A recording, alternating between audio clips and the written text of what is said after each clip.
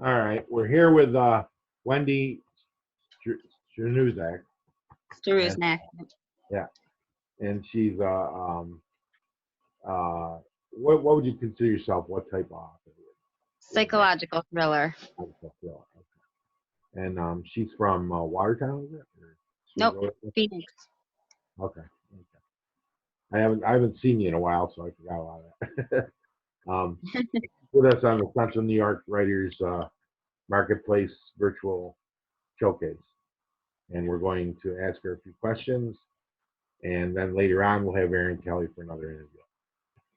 Okay, tell me a little bit about yourself, where you're from, what are your hobbies other than writing? Well, I'm a mom and a wife. I have 6 kids, 2 stepkids, 7 grandkids between us. Um, my family, my parents were originally from the Finger Lakes area, but I was an Army brat, so we lived in places I can remember. I know we lived in Georgia and stuff, but I don't remember that. Um, we lived in Maryland and Germany that I can remember while in the service. And then we settled in central New York when we came back. Um, I was about 10 years old. um, and other than writing, I um, like to spend time with my family, of course, and play games with the kids, go camping, reading, watch movies, all that kind of stuff. Um, All right, what's your latest book? What's it about? the last one I wrote was Disturbed, which is book 5 of the Fleischer series, and it carries on um, with the series. It's all kind of chronological, and it carries on the Fleischer family story, how abuse affects generations of families in general. That's what it's about. Um, and the son of the main character, Emily, it's really his story. Chris Howell. Sorry. That's okay. What's your net? Are you working on any new projects? You have anything Um, you're right working on? now, I was thinking of finishing up The Conscience because I have that basically all written. I just have to fine tune and fill in some details. Um,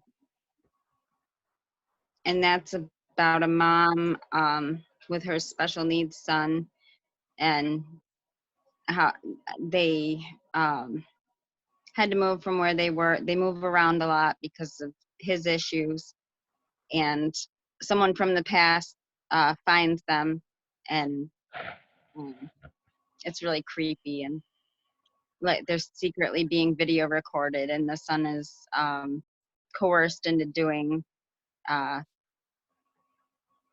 doing something by his therapist, who is the one who's actually videoing them.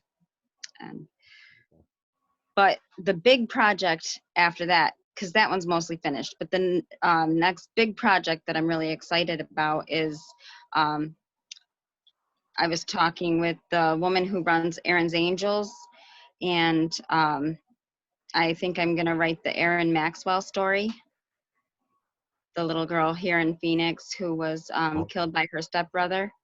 yeah. So right now I'm working on, I'm going to interview a lot of people that knew her and knew her life, and put it all together and hopefully write that up this summer. Um, who are who are some of the authors that inspired you to write when you started writing? Pretty much all of them. I always had a love for reading. The first book I stayed up all night to read was Willy Wonka and the Chocolate Factory. Um, but my first favorite book was The Monster at the End of This Book, with Grover.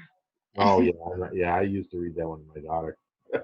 um, my mom used to do the funny voices, and stuff with it.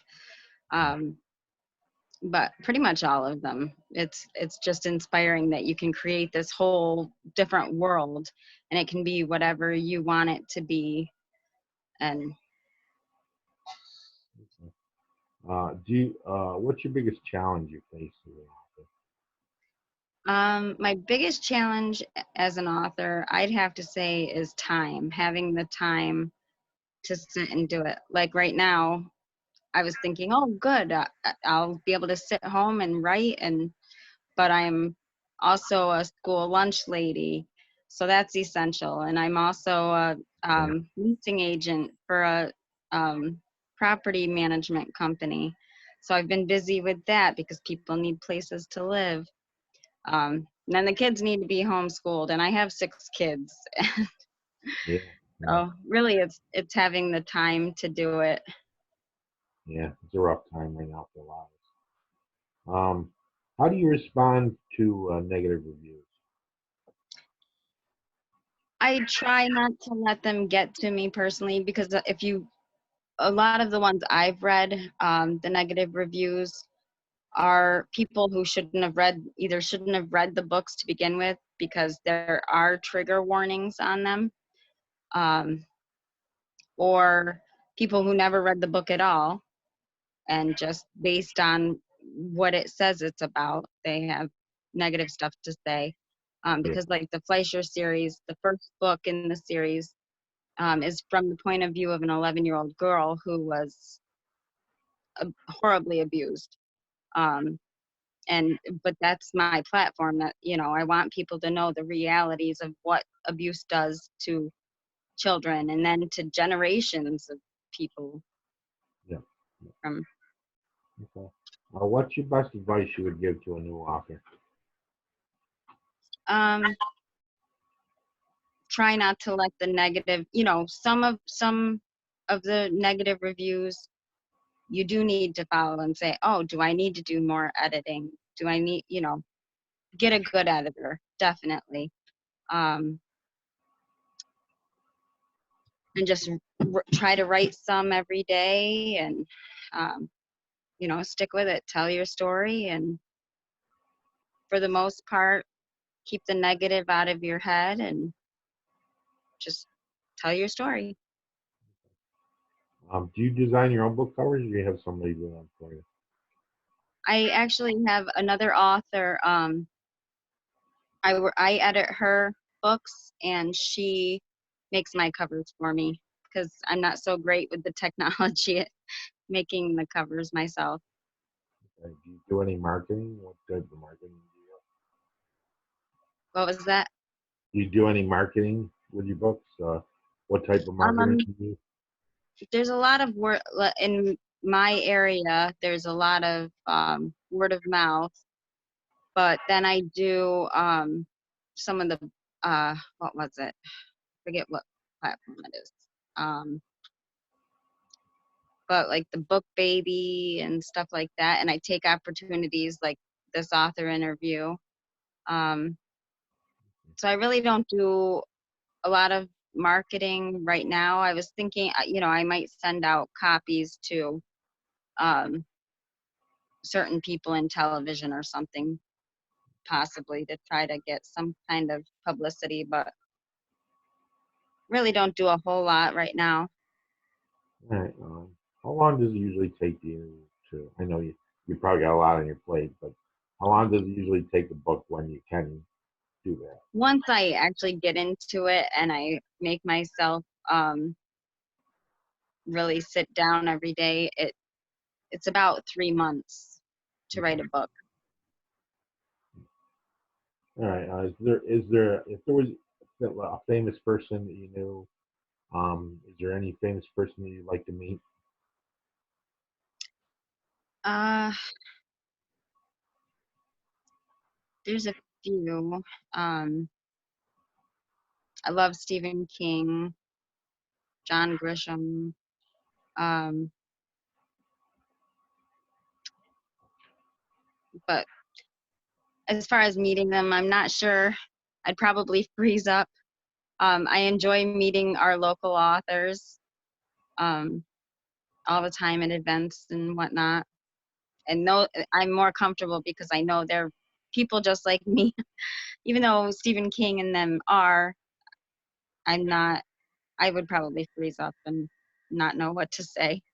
Are you being are you going to be at the Thousand Islands Con or no? At the what? Thousand Islands Comic Con or no? You're doing a bunch of other ones. Um, I don't believe so. I haven't heard about it. Okay. Um, They're having it in Watertown. I don't know if you're going oh, to. okay. Maybe you can send me some information on Okay. that. Okay. Um, Now where do we find your books at? On Amazon, of course. Um, through Draft to Digital, they're on most of the platforms for any ebooks. I have a website.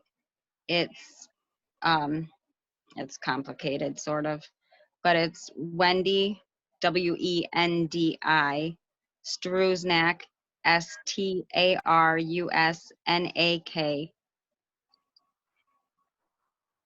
dot I hostful. So IHOSTFULL.com. Yeah. At iHost, maybe it's at iHostful.